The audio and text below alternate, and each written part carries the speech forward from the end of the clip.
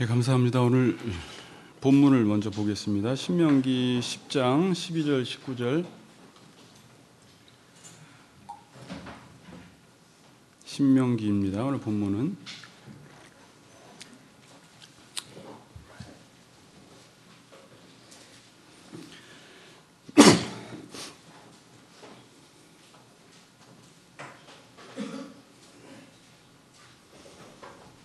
제가 광고 말씀부터 좀 전해드릴게요. 자, 어저께 우리 전수아님 가정 서율이 동생 출산했습니다. 축하해 주시기 바랍니다. 그리고 다음 주는 전도 초청주일로 지킵니다. 여러분 그동안 전도하셨던 분들 다음 주에 함께 오시면 감사하겠습니다. 다음 주에 또 우리 영상 준비되어 있고 또 연주팀도 오고 또 그분들을 따뜻하게 잘 맞이해서 오신 분들이 우리를 통해서 하나님을 만나고 돌아갈 수 있도록 기도해 주시기 바랍니다. 자, 그래서 끝나고 잠깐 임원 모임을 하도록 하겠습니다. 다음 주에 주차도 해야 되고 안내도 해야 되고 여러 가지 좀 결정할 것들이 있으니까 식사 후에 잠시 임원 모임 갖도록 하겠습니다. 다음 주는 오전에 성경 나눔이 없고 다 일찍 오셔서 손님 맞을 준비하도록 하겠습니다. 자, 신명기 10장 12절 19절 한 절씩 우리 교독합시다. 이스라엘아, 내 하나님 여호와께서 내게 요구하시는 것이 무엇이냐? 곧 내 하나님 여호와를 경외하여 그의 모든 도를 행하고 그를 사랑하며 마음을 다하고 뜻을 다하여 내 하나님 여호와를 섬기고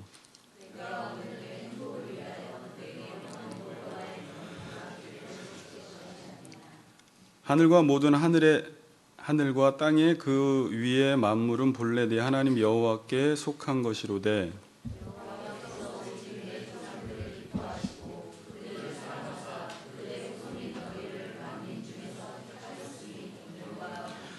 그러므로 너희는 마음에 할례를 행하고 다시는 목을 굳게 하지 말라.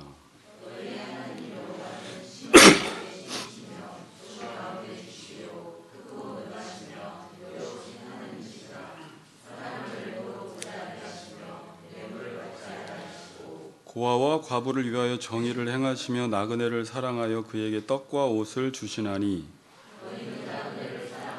전에 너희도 애굽 땅에서 나그네 되었음이니라. 아멘. 같이 인사합시다. 믿음으로 살아 행복합시다. 이렇게 같이 인사합시다. 믿음으로 살아 행복합시다. 네.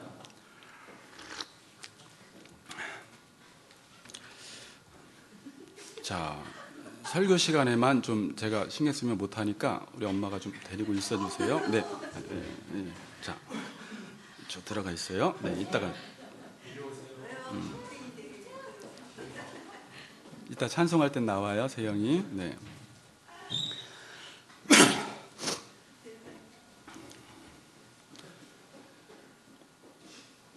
세영이가 앞으로 목회를 하려나 강단을 좋아해요. 그렇죠? 자, 그리스도인은 어떠한 사람이냐라고 할 때 믿는 자라고 할 수 있습니다.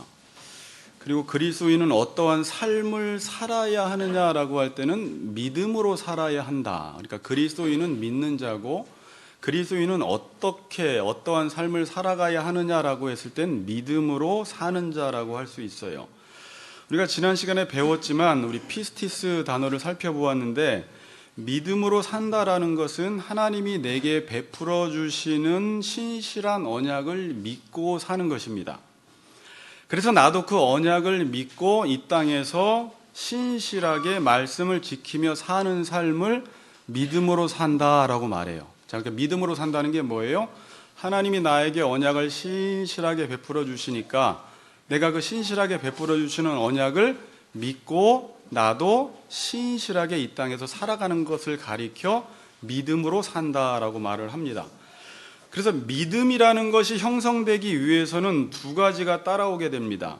첫째는 하나님의 말씀, 언약이 무엇인지를 반드시 알아야 하고 그 언약의 말씀을 따라 살아가야 합니다.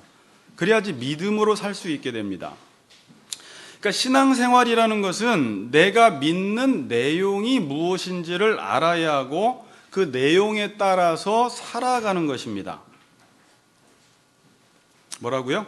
믿음의 사람이 갖춰야 할 두 가지가 뭐예요? 이거 중요한 말이에요. 믿는 내용이 무엇인지를 알아야 되고 그 내용에 따라서 살아갈 때 믿는 사람이 될 수가 있는 것입니다. 자신에게 한번 질문해 보세요. 나는 믿음의 내용이 무엇인지를 계속 알아가려고 노력하고 있으며 그 믿음의 내용을 따라 살아가고 있는가? 나는 그렇게 하는가? 왜? 이걸 믿음이라고 이야기를 하니까. 그러니까 믿음이라는 단어가 사용될 때는 이 개념으로만 사용되어져야 합니다. 그러니까 예수님이 믿음이 크다, 믿음이 좋다라고 할 때는 성경에서 예수님이 이 개념으로 믿음이 좋다, 믿음이 크다 이렇게 말씀을 하세요. 그러니까 믿음이라는 단어를 사용할 때는 이 개념으로 사용해야지 이 개념 이외의 다른 행동들이나 말을 할 때 믿음이 좋다라고 붙일 수가 없는 거예요.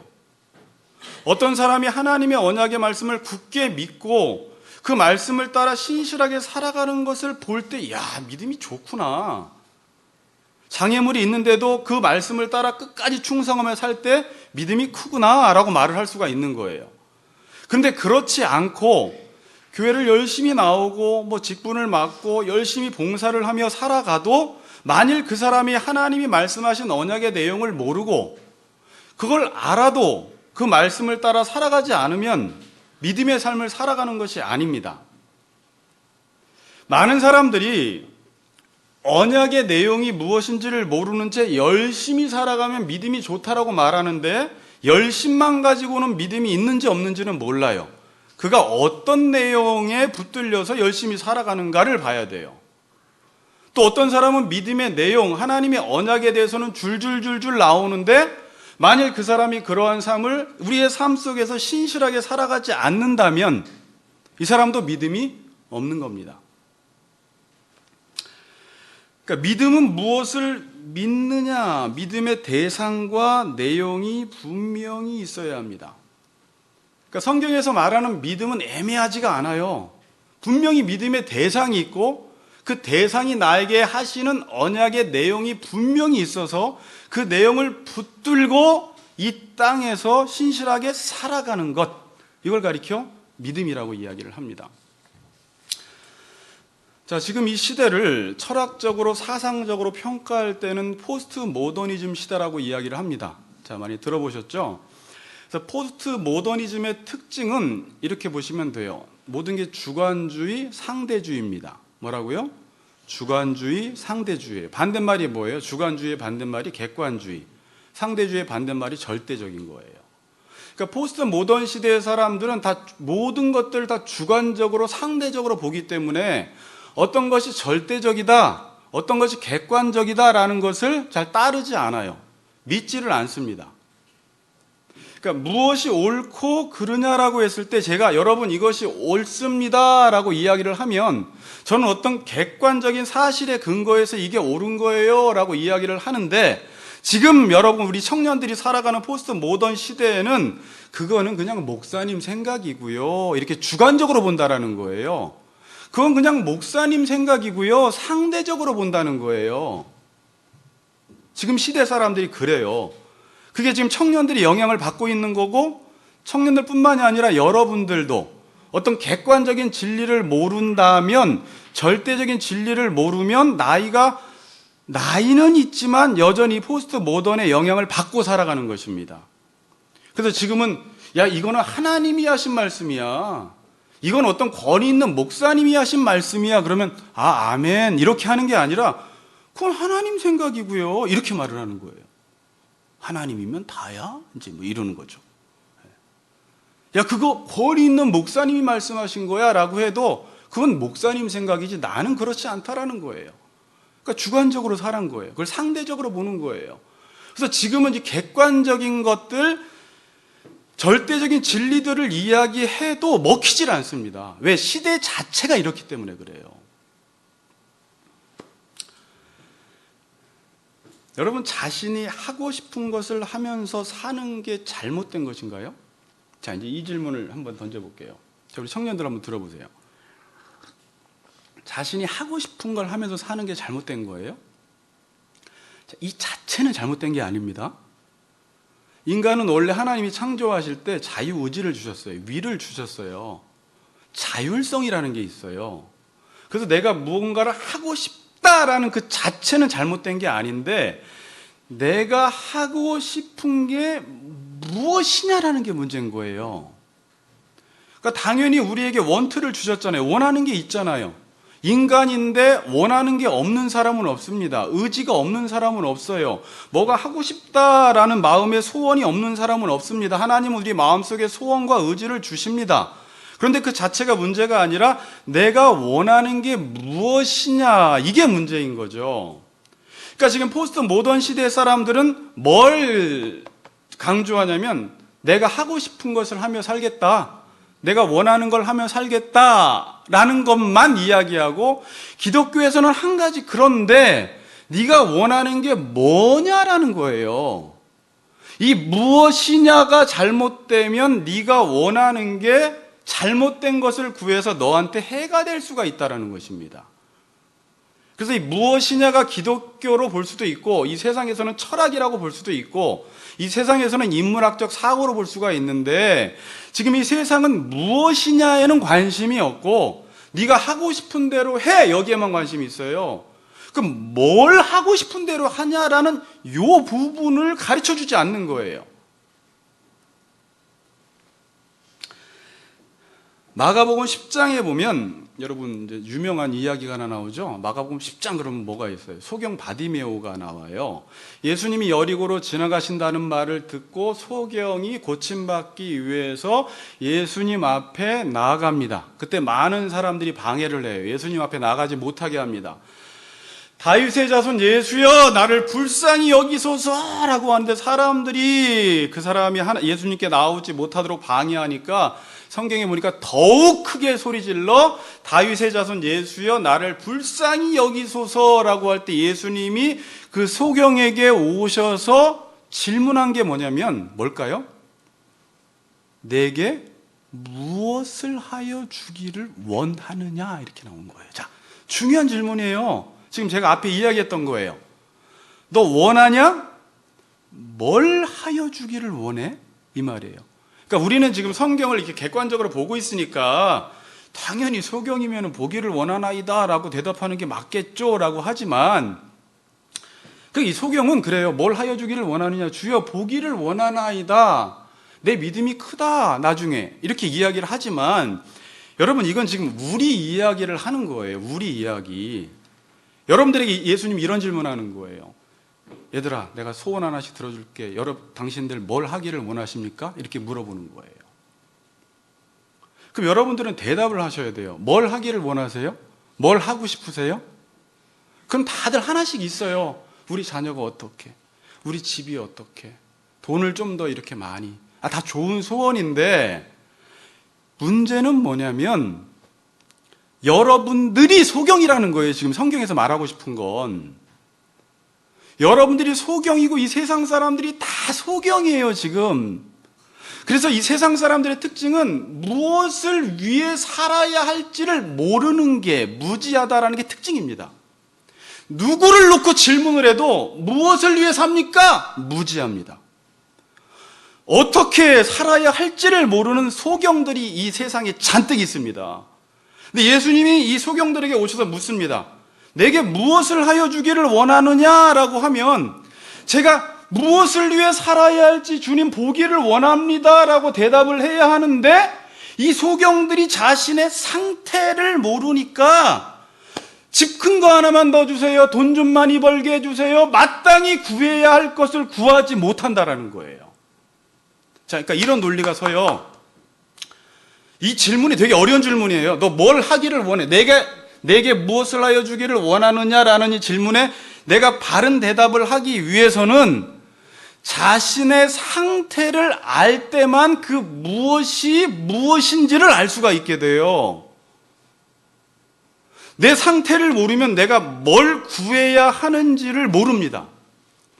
그럼 문제는 지금 이 세상 사람들이 소경인데 뭘 하여 주기를 원하느냐라고 질문했을 때 자기가 소경이라는 상태를 인식한 사람들은 보기를 원합니다 라고 이야기를 하지만, 자신의 상태가 어떠한지 모르는 사람들은 주님 앞에 나와서 엉뚱한 것만 구하고 있다라는 거예요.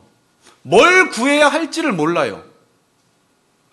무엇을 구해야 할지를 모르니까 지금 포스트 모던 시대의 특징은 자기가 원하는 것을 하면서 살아가는 것입니다.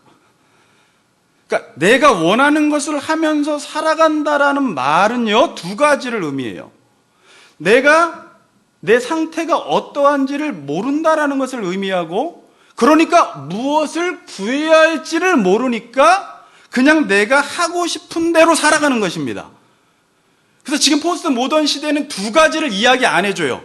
어떤 거를? 우리의 상태에 대해서 말을 안 해줘요. 또 그러니까 무엇을 구해야 할지에 대한 철학적 질문이 없어요. 그러니까 지금 세대 사람들은 그냥 부모님들 네가 하고 싶은 대로 해. 학교에서도 네가 하고 싶은 대로 해. 야, 네가 원하는 대로 살아. 뭘 위해서 사냐라는 거예요. 이걸 안 가르쳐 주는 거예요.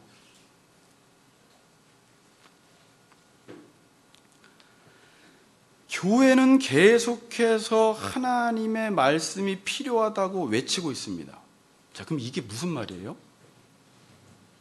니들의 상태가 죄인이니까, 자 보세요. 니들의 상태가 죄인이니까 너희들에게 필요한 것은 하나님의 말씀이다라고 이야기하는 거예요. 그러니까 자기가 죄인이라는 상태를 아는 사람만 하나님의 말씀의 필요성을 느껴요.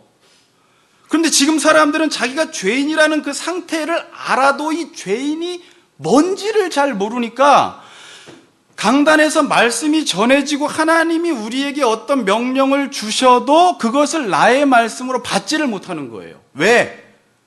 내 상태에 대한 인식이 없기 때문에 그래요.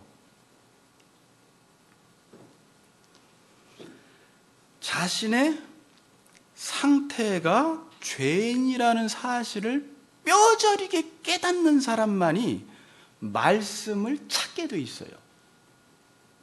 다시 말하면 이론적으로는 자기가 죄인이라는 것을 알아도 이 죄인이 뭔지를 잘 모르면 말씀이 귀찮게 들려요. 하나님이 볼 때는 우리의 병이 심각해요. 그래서 이런 말씀을 줘요. 자, 여러분, 이런 거예요. 말씀은 어떤 사람이 감기에 걸렸습니다.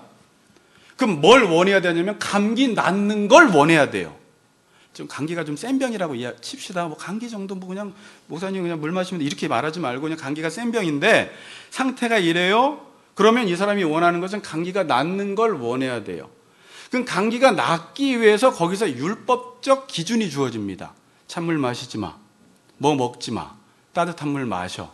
하루에 약 3번씩 먹어야 돼. 이 성경이 그렇게 주어지는 거예요. 그럼 우리에게 주어지는 율법은 나의 어떤 상태를 고려해서 처방전이 딱 주어진 거예요. 그래서 이 사람이 그 말씀대로 살아가면 감기가 낫더라는 거예요. 근데 문제는 자기가 감기가 걸렸다라는 걸 알고 이거의 심각성을 모르는 사람은 처방전이 주어져도 다 무시해버립니다. 그리고 지가 의사가 돼서 마음대로 살아요. 하고 싶은 대로 해요. 그러니까 이상하게 상태가 안 좋아져. 문제는 뭐예요? 자기 상태를 모르는 거예요. 인정을 안 하는 거예요.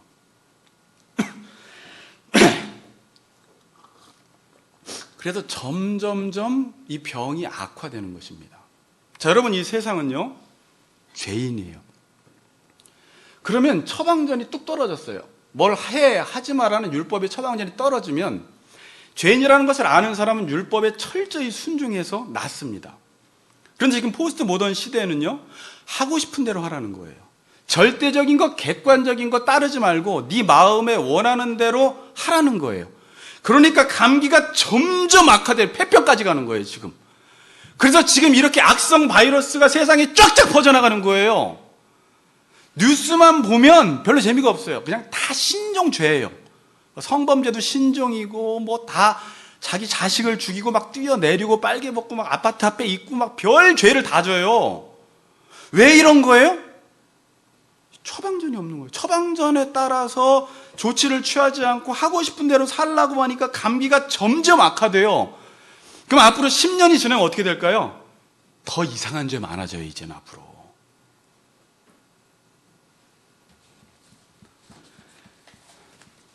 믿음은 나의 상태를 알고 내 상태를 치료해 주기 위해서 나에게 주시는 하나님의 말씀 처방책을 받아들이는 게 믿음이에요. 아멘. 감기가 걸린 사람은 의사가 내린 처방에 있어서는 내가 따져야 할 문제가 아닙니다. 그냥 수용해야 돼요. 그냥 받아들여야 됩니다. 감기에 걸린 사람이 의사가 처방을 해주면 가끔 우리도 그런 사람이 있어요. 내가 이것을 왜 먹어야 돼? 이거 써서 안 먹어. 왜 하루에 3번씩 먹어야 돼? 나 이거 먹으면 이상해. 그러면 점점 몸이 안 좋아지는 거예요. 지금 사람들이 어떠하냐면 그 말을 듣질 않아요.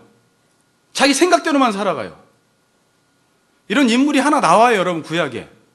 누구예요? 열왕기 하 5장에 보면 나만 장군이 그래요. 나만 장군은 아람의 군대 장관입니다. 그런데 그가 뭘 걸려냐면 그러나 문둥병이 걸려요. 요게 인간의 실존이에요, 여러분. 겉으로는 국방부 장관, 무슨 국회의원, 무슨 사장, 회장 막 그러는데 그러나 문둥병자가 인간의 현실이에요. 온갖 수소문에서 의사들을 다 찾아다녀서 치료를 받아보려고 하는데 낫질 않아요. 근데 자기 집안에 일하는 계집종 하나가 있어요. 저 이스라엘에 가면 엘리사가 있는데 그 엘리사를 만나면 당신 병이 나을 것입니다 라는 이 말을 듣고 내려갑니다. 그리고 엘리사 앞에 섰습니다. 엘리사가 정확히 약사처럼 처방을 내려줘요. 어떻게 해요? 요단강에 가서 7번 씻으라는 거예요. 처방 내린 거예요. 그러면 자기가 문둥병자라는 사실을 인정한다면 그냥 엘리사가 처방을 내렸을 때 그 처방대로 요단강에 가서 7번 씻으면 어린아이 살처럼 깨끗하게 낫는 결과가 있을 텐데 이 사람은 자존심이 상하는 거예요. 나만의 군대 장관이니까. 근데 그걸 보면 안 되고 지금 자신의 실존은 뭐예요? 문둥병을 봐야 돼요. 그러면 그냥 문둥병은 시키는 대로 하면 되는 거예요. 왜? 자기 스스로 이 문둥병을 날 수 없으니까 찾아갔잖아요. 그럼 의사가 이렇게 저렇게 라고 하면 그냥 요단강 들어가서 빨개 벗고 7번 들어갔다 나오면 깨끗이 낫는데 자존심 상해서 돌아가려고 하는 거예요. 옆에 사환이 아니었으면 그냥 가서 병 못 났어요. 그때 나만 장군이 하는 이야기가 뭐냐면 이런 말을 해요. 내 생각에는 이게 문제인 거예요. 의사가 이렇게 딱 처방을 내려주는데 의사님, 내 생각에는 이건 안 먹는 게 좋을 것 같아요. 의사님, 그거는 맞진 않는 것 같아요. 이러는 거예요. 요단강 가려니까 우리나라에 가면 큰 강도 그렇게 많은데 왜 하필이면 요단강 가냐라는 거예요. 그래서 자기 생각 때문에 치료를 못 받고 돌아갈 뻔했어요. 사환 때문에 치료받았지. 지금도 이렇게 앉아 있어도 하나님의 말씀을 전하면 저 말씀이 너무 내 상태보다는 너무 센 처방을 내린 것 같은 적이 그렇게 들리는 적이 있어요. 가끔 그러니까 우리의 상태를 착각하는 거죠. 내가 저 정도의 말씀을 들어야 돼? 이거는 저 사람이 들어야 할 말씀이지 나는 그 정도는 아니야. 근데 하나님이 볼 때는 우리 상태는 심각해요. 근데 자기 스스로는 인정하지 않는 거예요. 그래서 그 말씀을 거부하는 것입니다. 그리고 안 지켜요. 그랬더니 안 나요. 그런데 어떤 사람은 나는 죄인이로소이다. 주여 내 안엔 선한 게 하나도 없습니다라고 자신의 실존을 인식한 사람들은 하나님의 말씀을 주워 먹을 때 갈급함을 가지고 그 말씀을 자기의 말씀으로 듣더라는 거예요. 그리고 갔더니 어린아이 설처럼 점점점 깨끗해지는 나의 영적 상태. 이게 뭐지? 이게 생겨요.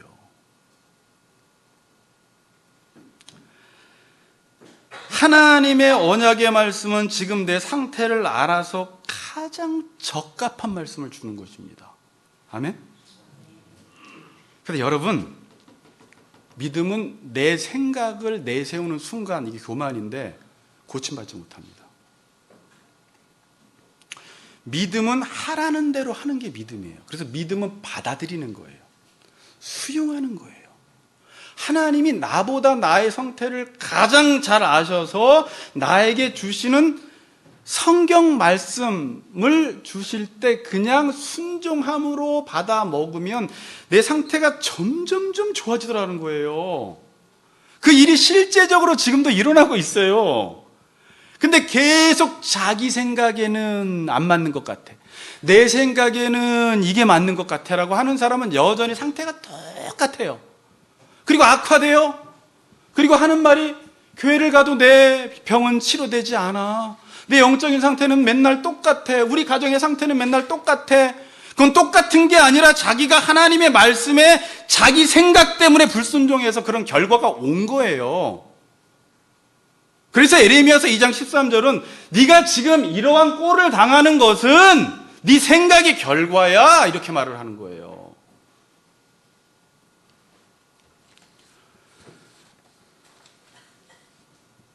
성경에서는 이 상태가 좋아지는 걸 뭐라고 하는지 아세요?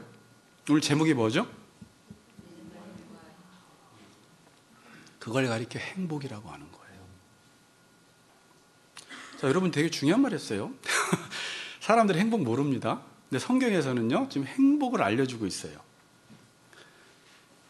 지금 내가 죄인이었는데 하나님의 구약 신약이라는 약의 처방을 받고 이렇게 해라 저렇게 하라는 말씀을 따랐을 때 내 상태가 좋아져요. 이 마카리오스 상태가 좋아지는 걸 가리켜 행복이라고 하는 거예요. 그래서 제가 에베소서에서는 하나님의 말씀 율로기아라는 말씀이 떨어질 때 그 말씀을 나의 말씀으로 들으면 이 마카리오스 상태가 좋아진다라고, 행복자로다, 이게 복이다라고 말을 하는 거예요.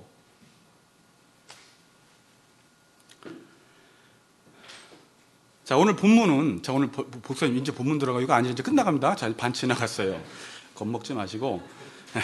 출애굽 1세대에게 주는 말씀이 아니라 1세대는 하나님의 말씀에 불순종해서 다 광야에서 죽고, 신명기는 모압 평지에서 2세대에게 지금 가나안 땅에 들어가기 전에 모세가 설교하는 내용입니다. 이렇게 설교하는 거예요. 이스라엘아, 내 하나님 여호와께서 내게 요구하시는 것이 뭐냐 도대체. 곧 내 하나님 여호와를 경외하여 그의 모든 도를 행하고 그를 사랑하며 마음을 다하고 뜻을 다하여 내 하나님 여호와를 섬기고 내가 오늘 내 뭐라고요? 행복을 위하여 내게 명하는 여호와의 명령과 규례를 지킬 것이 아니냐. 이스라엘 백성들아, 네 엄마 세대, 아빠 세대는 말 안 듣다가 광야에서 다 죽었다. 근데 이 말씀은 하나님이 보실 땐 전혀 지키기 힘든 게 아닌데 이 사람들은 못 지켰어. 너희들에게 지금 내가 요구하는 그것이 너희들이 지금 무겁다고 생각이 되는데 내가 너희들에게 요구하는 것은 전혀 무거운 게 아니야. 이건 네 행복을 위해서 내가 주는 거야. 제발 가나안 땅에 들어가면 1세대처럼 불순종해서 멸망하지 말고 이 말씀 듣고 행복하게 살라는 거예요. 지금 그 말씀 주는 거예요. 하나님이 우리에게 주시는 언약, 내가 내게 요구하는 그 언약의 말씀이 뭐냐? 여호와를 경외하고 그의 모든 도를 행하고 그를 사랑하며 마음을 다하고 뜻을 다하여 내 하나님 여호와를 섬기고 내가 오늘 내 행복을 위하여 내게 명하는 여호와의 명령과 규례를 지킬 것이 아니냐.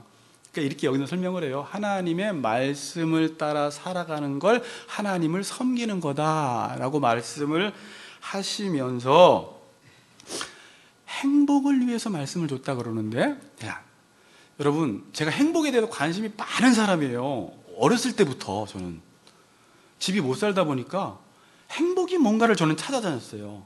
그래서 고등학교 때부터 행복만 있는 곳이면 그냥 다 가보는 거예요, 한번. 저기가 행복해? 어디든지 가는 거예요. 부름받아, 그건 아니지만 어디든지 가서 거기가 행복해. 먹어봐, 마셔봐, 놀아봐, 쳐봐. 행복하다고 하면 다 해보고 싶은 거예요. 지금도 많은 사람들이 당신의 삶의 목적은 뭡니까? 행복하기 위한 거예요. 그러는데 목표는 행복인데 행복과 상관없는 삶의 방식을 살면서 행복하기를 원하니까 행복이 오지를 않아. 행복을 위해 살려면 그에 대한 삶의 방식이라는 게 있거든요. 근데 이 세상 사람들은 정말 행복은 원하면서 행복과 전혀 거리가 먼 삶을 살면서 왜 행복이 안 오지? 막 이러고 있는 거예요. 행복이 뭔지를 몰라요, 이 세상 사람들은. 여기서 내 행복이라고 했는데 이 행복이라는 단어가 어떤 단어일 것 같아요? 토부라는 단어예요. 토부가 뭐예요? 하나님이 세상을 창조하신 다음에 보시기에 심히 좋았더라. 토부 이러신 거예요. 그게 선이라고 하거든요. 그러니까 행복이 선이에요. 행복은 보시기에 좋다라는 것은 하나님이 창조했을 때의 상태대로 있는 것이에요. 그 상태가 깨졌으면 행복이라는 것은 다시 원래 상태로 돌아가는 걸 행복이라고 이야기합니다. 근데 지금 사람들은 나는 행복해질 거야 라고 하면서 자기의 상태를 인식하지 못하니까 감기가 걸린 상태 속에서 무엇인가를 더 많은 것들을 소유하고 추구하면 행복할 줄 알아서 자기가 원하는 대로 살아보지만, 아이스크림을 먹어보고 찬물을 먹어보고 살아보지만 감기가 점점점 악화되는, 소유는 많아지고 돈은 많아지는데 이상하게 상태가 안 좋아지는, 그래서 바른 관계를 맺지 못하는 삶을 살아가는 거예요. 그러니까 행복은 뭐예요? 원래 상태로 돌아가는 거예요. 하나님이 보시기에 원래 좋았더라의 그 상태. 근데 그걸 오늘 성경에서는 이렇게 말하는 거예요. 이렇게. 내가 내게 요구하는 게 뭐냐? 여호와를 경외하여 그의 모든 도를 행하고 그를 사랑하며 마음을 다하고 뜻을 다하여 내 하나님 여호와를 섬기고 내가 오늘 내 행복을 위하여 내게 명하는 여호와의 명령과 규례를 지키라는 선악과 사건으로 다시 돌아간 거예요. 그냥 하나님의 명령과 율례를 따라 살아가면 네가 행복해질 거라는 거예요. 근데 지금도 내 생각에는 이렇게 하다가 병만 점점 악화되고 낫지 않는 사람들이 그리스도인들 중에도 많아요. 행복이 뭐라고요? 원래 있던 상태로 돌아가는 거예요. 하나님의 목적대로 사는 거예요. 하나님의 말씀을 따라 살아가는 거예요. 당연한 말을 하지만 제가 좀 더 이거를 좀 와닿게 설명을 했는데 좀 와닿으세요? 네.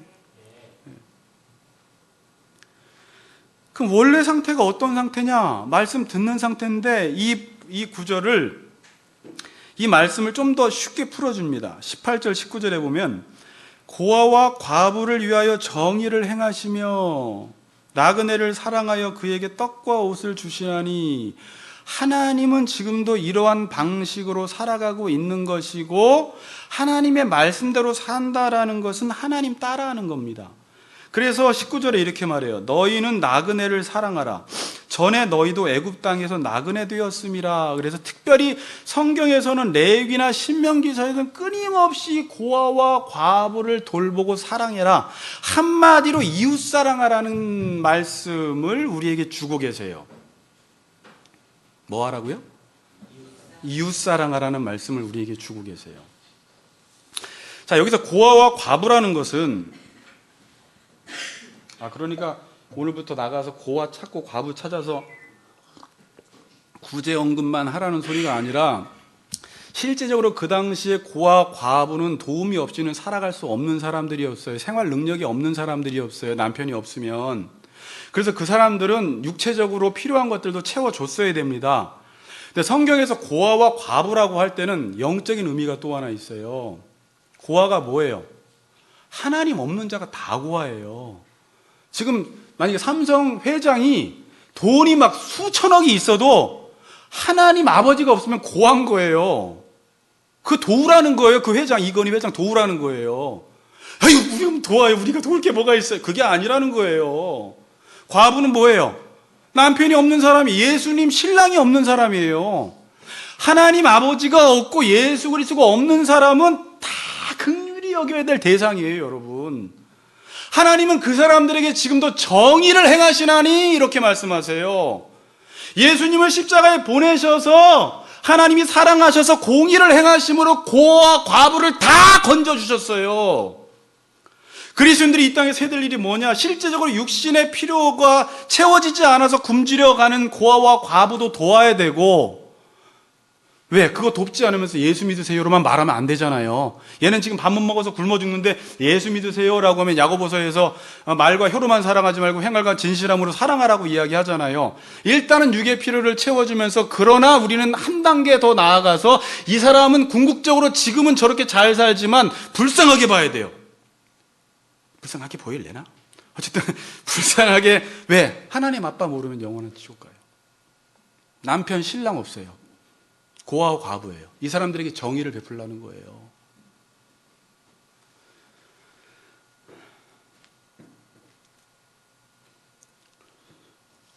삶 자체를 이웃을 위해서 살라는 것입니다.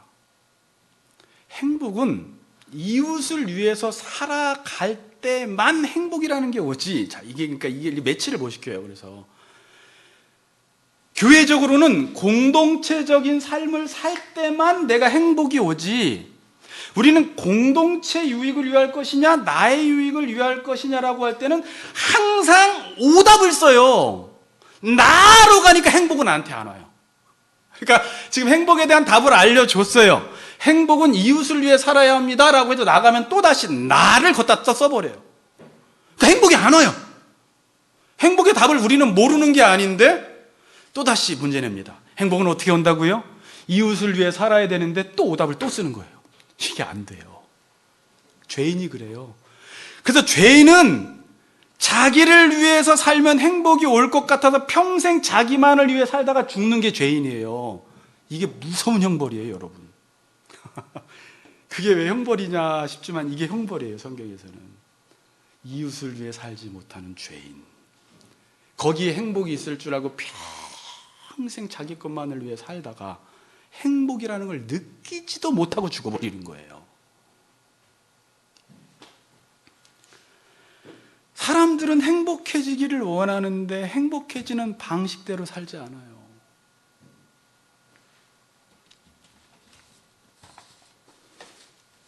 그래서 여러분, 우리는 행복해지기 위해서는 행복을 연습해 봐야 돼요.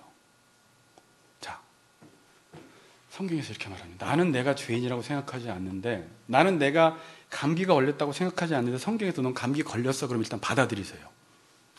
감기 걸린 사람에게 하나님께서 말씀을 주시면 먹기 싫어도 먹어보는 거예요. 왜? 내가 감기 걸린 사람이라고 하니까 먹어보는 거예요. 그럼 먹어보면 이상하게 행복이 스멀스멀 몰려와요.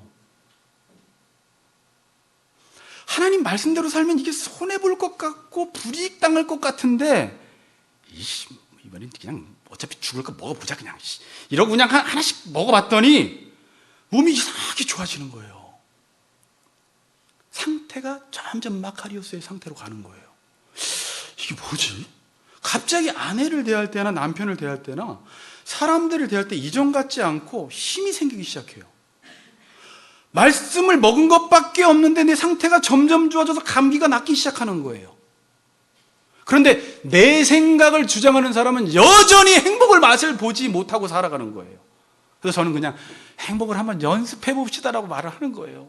아무리 해보자라고 해도 잘 안 되니까 한번, 왜 저렇게 해보자라고 하지? 우리 교회 왜 이렇게 그냥 들들 복내가 아니라, 상태가 안 좋으니까 이 처방전을 줬는데 말을 안 듣고 약은 안 먹고 자기 하고 싶은 대로만 하니까 상태가 안 좋아지거든. 그럼 어떡해요? 그러면 입을 벌려서 약을 넣어줘야 되잖아요. 애기들한테 타가지고 먹고 이러다 보니까 열 났네요. 또 이러잖아요.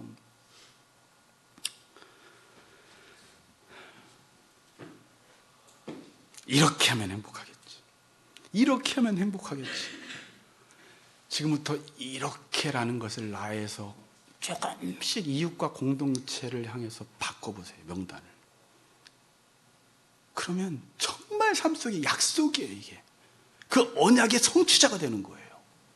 여러분, 가정에 말씀대로 살았는데 상태가 바뀌지 않는다, 성경 버리세요. 그냥 말씀대로 살았는데 내 삶이 좋아지지 않는다, 성경 버려도 돼요. 근데 하나님은 언약을 맺었다라는 건 하나님이 이름을 걸고 맹세한 거예요. 이 언약대로 되지 않으면 나 죽어. 창세기 15장에서 그냥 그 언약, 고대 근동방식의 언약대로 짐승을 둘로 쪼개고 지나갔다라는 건 내가 만약에 그 언약대로 되지 않으면 내가 죽을게라는 말이에요. 반드시 언약대로 되니까 너희들은 믿음으로 수용만 해, 그 말이에요. 누가 이걸 믿음으로 지금 삽니까? 요즘 우리를 망하게 하는 건 다 자기 생각입니다. 그동안 어떻게 또 살아왔다고, 조금 안다고, 나이 좀 들었다고, 신앙생활 조금 했다고, 뭐가 여기 있어. 그거 가지고 안 하는 거야. 내가 다 살아봤는데, 내가 다 경험해봤는데, 내가 다 통계를 내보니까 믿는 사람 별거 없어. 하나님 말씀 믿질 않아요. 나만 장군이랑 똑같아요. 그리고 막 화가 나는 거예요. 교회만 오면 왜 이렇게 자존심 상해? 이러면서. 나만 장군인데 대접도 안 하고 이러면서. 결론을 맺겠습니다, 여러분. 여러분, 인간을 가장 힘들게 하는 것이 뭔지 아세요? 사람들은 고통, 고난, 환난이라고 이야기하는데 인간을 가장 힘들게 하는 건 무의미예요. 무의미. 의미가 없는 삶. 내가 열심히 살았는데 무엇을 위해 살아야 되는지를 모르면 거기서 삶의 의미가 나오질 않습니다. 삶의 의미라는 것은 무엇이라는 게 확실해야지 거기서 의미가 도출되는 거예요. 여러분, 고난을 당해도요, 목적이 있는 고난은 의미가 있어요. 내가 이렇게 고난당해서 뭔가가 이루어진다면 그 고난은 기꺼이 받습니다. 내가 이렇게 몸을 써서 힘들어도 우리 자식만 잘 된다면, 예를 들어서 진짜 그 고난당하는 게 힘들지 않는데 자기가 열심히 고통당하고 고난당하는데 이게 무엇을 위한 것인지 모를 때 인간은 못 살아요. 못 삽니다. 의미가 없는 삶은 못 살아요. 고통당하는 삶을 사는데 의미가 없는 삶은 못 삽니다. 자, 독일의 문호 도스토옙스키의 죽음의 집에 대한 기록이라는 책이 있어요. 얇아요. 다 읽진 않고 저 또 요약정리만 봤습니다. 이건 감옥에 대한 기록이에요. 근데 거기서 이런 글이 있습니다. 한 번은 이런 생각이 머릿속에 떠올랐다. 만일 누군가를 완전히 파괴하고 짓밟아 버리고 싶다면, 그 사람에게 끔찍한 벌을 주고 싶다면, 극악한 살인자도 잔뜩 겁을 먹고는 몸을 벌벌 떨게 할 정도로 벌을 주고 싶다면 완전히 전적으로 무의미하고 쓸모없는 노동을 시키는 것으로 충분하다 그래요. 도스토옙스키가. 그리스 신화에서 시시포스라는 고린도스의 왕인데 이런 형벌을 받습니다. 이 시시포스는 신들을 기만했다는 죄로 신들이 벌을 내려요. 어떤 벌일 것 같아요? 큰 돌을, 이런 그림도 있어요. 찾아보니까 산으로 막 올려요. 그러면 다시 굴려버리는 거예요. 또 올리라는 거예요. 막 올려요. 또 내리는 거예요. 이게 제일 무서운 형벌이라는 거예요, 여러분. 무의미한 거예요. 자기가 열심히 굴린 게 아무런 의미가 없는 거예요. 여러분들이 회사에서 열심히 사장이 너 이거 이 프로젝트 완성해, 그래서 죽어라 밤새서 몇 년 동안 했는데 다시 해. 이 제일 무서워요. 이러면 못 살아요. 제가 20대 때 우리 작은아버지가 의료기 공장을 하셔서 제가 잠깐 아르바이트를 했던 적이 있었는데, 그때 기계를 돌리면서 일을 하고 있을 때 옆에 있는 분이 50대였어요. 박 사장님이라고. 그때 왜 사장이라고 불렀나 몰라요. 우리 작은아버지가 사장인데 어쨌든 그분이 이러세요. 이렇게 일을 하면서 맨날 똑같은 일을 반복해서 하니까 이제 시간 되면은 차 한 대 사시면서 되게 좋아하시고, 인생은 무야, 아무 의미가 없어, 이러면서 일을 하시는 거예요. 저는 그때 20대 때 인생은 무야, 아무 의미가 없어, 그러면서 그냥 매일을 사신 거예요. 저렇게 살면 얼마나 재미없을까 저는 생각을 한 거예요. 그분이 인생을 나름 깨달은 거예요. 50대 때. 이건 아무것도. 왜? 아무리 열심히 살아도 모든 게 죽음으로 다 끝나버리거든. 열심히 차 사고 돈 벌고 자녀들 가고 집 크기고 뭐해? 죽는데 의미가 없잖아요. 자, 여러분, 의미라는 것은 어디서 나옵니까? 이 기독교 이제 역사관이에요, 이게. 의미라는 것은 사실에서 나와요. 뭐라고요? 팩트, 진리에서 의미가 도출돼요. 성경 해석학 자체가 사실을 보고 의미가 뭐냐, 이게 성경 해석하기예요. 근데 지금 사람들은요, 무엇을 위해 살아야 될지를 모르는 거예요. 내가 살면 끝에 뭐가 있을지를 몰라. 마치 이런 거예요. 열심히 달려가는데 저 끝에 꼬린 지점이 어딘지도 모르고 열심히 달려가도 거기서 평가가 이루어지지 않는다라는 생각을 하니까, 그러니까 심판, 그러니까 잘한 사람에게 상 주고 아닌 사람에게 벌 주고 그리고 꼬린 지점이 있고 그게 있는지 없는지도 모르는 채 열심히 달려가니까 너무 삶이 무의미하니까 인간은 그럼 의미가 안 나오기 때문에 없는 사실을 사실화시켜서 의미를 부여하는 삶을 살아가는 거예요. 무슨 말인지 알아요? 열심히 살면 행복할 거야, 이렇게 가는 거예요. 돈을 많이 벌면 좋아질 거야. 근데 이건 뭐냐면 사실이 아니에요. 근데 그렇게 해야지 내 삶의 의미 부여가 되는 거예요. 근데 그건 사실이 아닙니다. 그래서 매년마다 시상식을 해요, 연예인들. 근데 그건 사실이 아니에요. 그렇게 해서 대상을 받았다고 해서 그의 존재 자체가 대상이 아니에요. 제가 이걸 알고 난 다음부터 그걸 봐도 뭐 좋겠다 하지만 그건 사실이 아니거든요. 너무 허무하게 보나? 근데 진짜예요, 성경적으로 볼 때요. 그 평가가 그 사람을 진짜 평가한 게 아니에요, 여러분. 그런데 이 기독교는 아까 제가 오늘 이 얘기해요. 무엇을 위해 살아야 하느냐. 그럼 이거는요, 사실이 아닌 걸 사실로 만들어버리면, 그리고 의미가 나오면 이 의미도 가짜 의미이기 때문에 인간이 계속 찾는 건 뭘 위해서 살아야 하느냐, 뭐가 중요한디, 이거를 계속 질문해야 돼요. 근데 기독교는 진리가 있다는 거예요. 사실이 있다는 거예요. 예수님께서 2000년 전에 죽으시고 살아나셨다라는 게 사실이고, 그 사건으로 인해서 우리가 하나님의 자녀가 됐다라는 게 사실이고, 지금도 이 땅을 창조하신 하나님께서 우리를 향해서 언약을 신실하게 지키고 계신다라는 게 사실이고, 그 언약대로 이 세상은 완벽하게 이루어질 거라는 게 사실이에요. 그래서 그 언약의 말씀대로 살아가면 아무리 고통스럽고 힘들어도 삶의 의미가 있는 거예요. 오케이? 네. 이 세상도 그 정욕도 다 지나가되 하나님의 뜻을 행하는 이는 영원히 거하느니라. 진리를 위해 살라는 거예요. 무엇? 근데 지금 포스트 모던 시대는 뭐예요? 상태도 버려버렸고, 그러니까 무엇을 위해 살아야 할지도 모르고, 오직 인간에게 준 육의 욕망, 원트, 뭘 원하냐에 미쳐서 그 원하는 것을 계속 가져보지만 상태는 악화돼 버리는, 이걸 가리켜 로마서 1장에서는 하나님의 가장 무서운 형벌이라고 이야기합니다. 무의미. 여러분, 이건 도스토옙스키가 깨달은 게 아니라 로마서에서 하나님이 인간에게 형벌을 줄 때 가장 무서운 형벌이 무의미의 형벌인 거 아세요? 1장에? 그냥 너 정욕대로 살고 싶냐? 그럼 너 정욕대로 그냥 살아? 이게 제일 무서운 형벌이에요. 무의미의 형벌. 그래서 이 세상 사람들이 지금 다 저주 가운데 있는 거예요. 무의미 가운데 있는 거예요. 목사님, 그래도 잘 살잖아요. 얼마나 못 살았으면 이게 잘 사는 것처럼 보일까요? 인간은 원래 이렇게 살도록 지음받지 않았어요. 아까 하나님 흉내내면서 살도록 지어졌어요.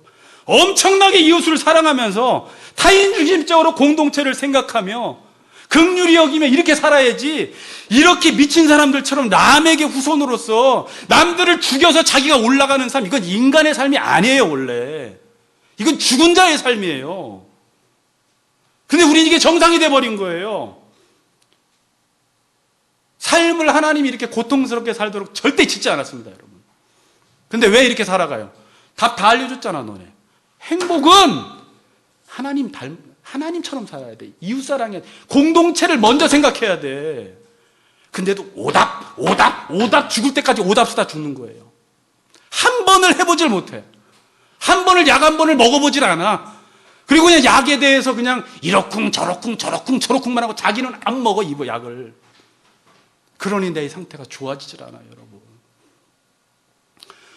무엇을 위해 살아야 되느냐? 왜 우리에게 말씀을 주느냐? 하나님이 내 상태가 죄인이기 때문에.